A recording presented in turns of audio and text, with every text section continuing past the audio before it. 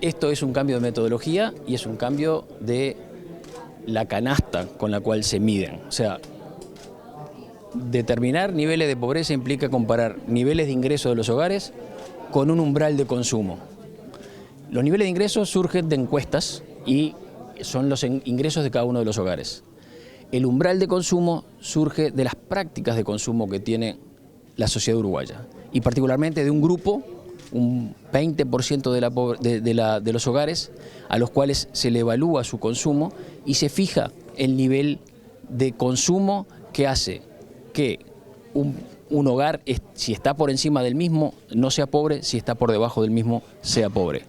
Hay un segundo umbral que es el de indigencia, que es de ese estrato que nosotros buscamos solo el consumo alimentario.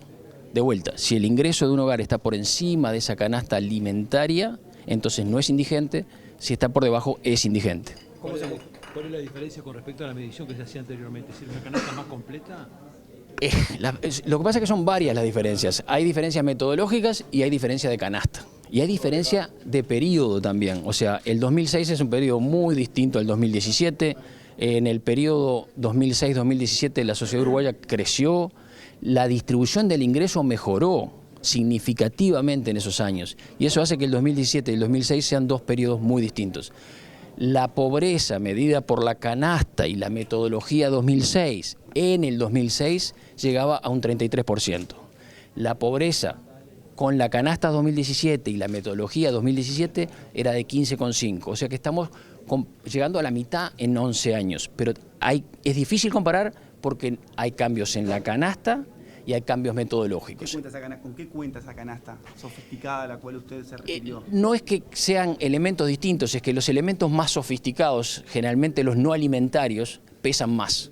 Por ejemplo, telecomunicaciones o automóviles, o el gasto no en la compra del automóvil, sino en el mantenimiento. En el umbral que determina, o sea, cuando hablamos del estrato de referencia estamos hablando del 20% de la población que está un poquitito por encima de la línea de pobreza. A eso se les analiza el consumo.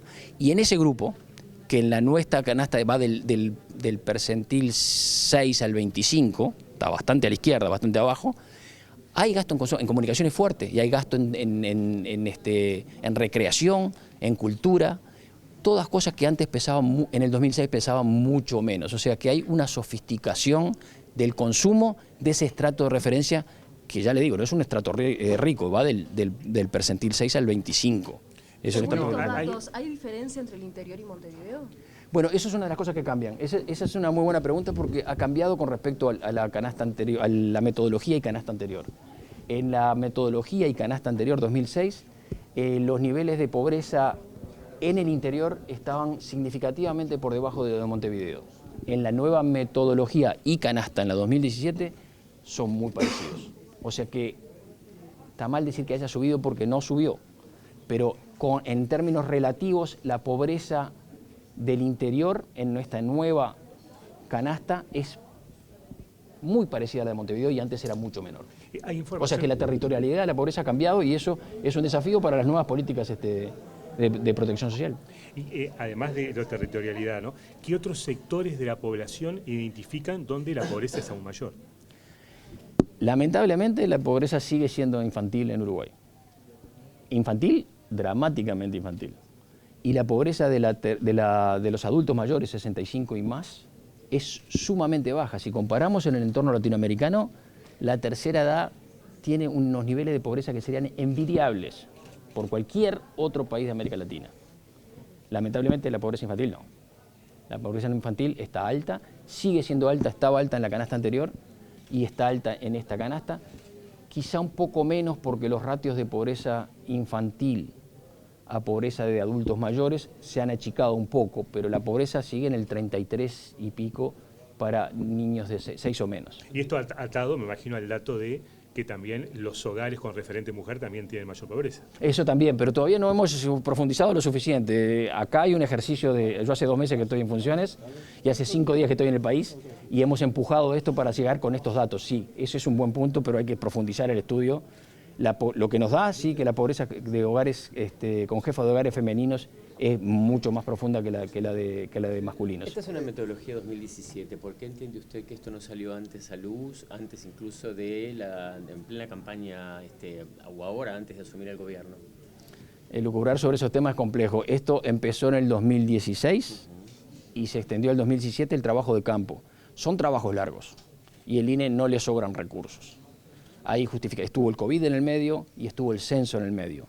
Si eso justifica la salida a última hora, yo no lo puedo decir. Sé que son válidas justificaciones o válidas explicaciones para generar retrasos. Otro tema es que el INE tiene una fuerza laboral que pasó de 300 empleados a 200 empleados, números redondos, como le digo, es el quinto día en la oficina que estoy, pero de pasar de 300 a 200 y seguir produciendo lo mismo o más es imposible, es insostenible.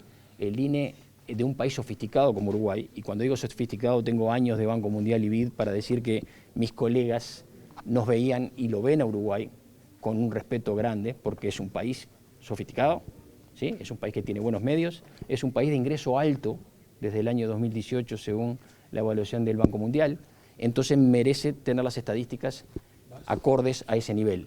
Ahora, las estadísticas son caras. Más allá de la oportunidad política, lo que se entiende es que era necesario actualizar el método, digo justamente porque esto puede llegar a generar polémica el hecho del cambio de cifra. ¿Era necesario actualizar y por qué? Yo creo que sí, no es una decisión nuestra, esto viene de la administración anterior, ratifico todo lo hecho en ese contexto, de la calidad de las estadísticas es a prueba de balas, tratamos de explicarlo en la sesión que ustedes presenciaron. No hay problemas técnicos en esto, hay demoras quizá, pero no problemas técnicos. Esto fue decidido en la administración anterior, hubiera sido lo mismo bajo mi cargo y probablemente antes de la administración anterior hubiera sido lo mismo. Hay una consistencia en lo técnico que no es a prueba de balas en Uruguay. Director, ¿quiere decir entonces que esta foto nos acerca más a la realidad con respecto a ver cuál es la situación de pobreza e indigencia? Yo creo que medir pobreza es algo que no es consensual, como dije en sala, pero esta metodología es más fuerte y la canasta es mejor porque es más actualizada. Y porque entre el 2006 y el 2017 hubo muchos cambios a favor de esta sociedad. Cayó muchísimo, mejoró mucho la distribución del ingreso entre el 2006 y 2017. El periodo que elijo no es caprichoso, son los datos que tengo, seguramente empezó antes ese proceso.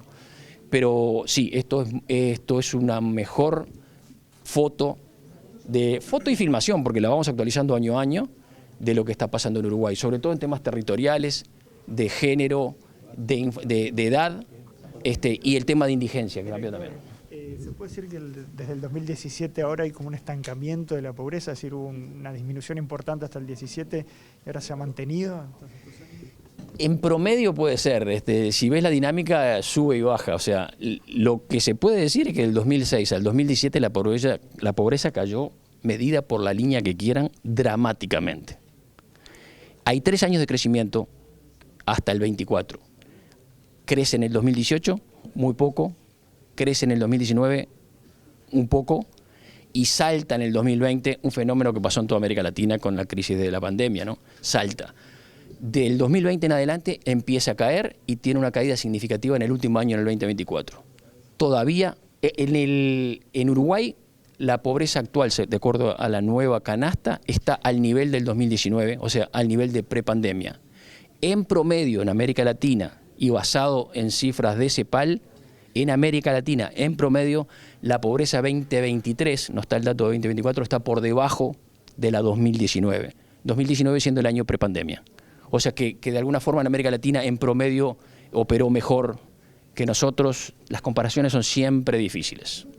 Pero eso son todo con cifras de CEPAL, o sea, consistentes, al menos consistentes. Teniendo en cuenta estos cambios de metodología y que los números obviamente suben, ¿es más importante mostrar datos, por ejemplo, del Banco Mundial o de CEPAL para poder hacer una comparación más clara con la región?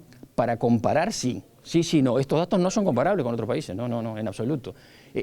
La profundidad de esta medida es para ver el aspecto territorial, el aspecto de género, el aspecto etario de la pobreza, la indigencia, pero para comparar esto no, es del 17.3, que es la pobreza 2024, no es comparable. No es ni siquiera comparable con la metodología y la canasta 2016. Si hay que comparar pobreza, se tiene que ir a un sistema, a un algoritmo que sea consistente a través de los países.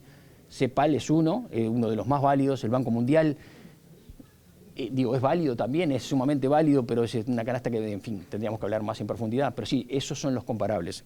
Esta cifra que nosotros publicamos no es comparable a otros países, en absoluto.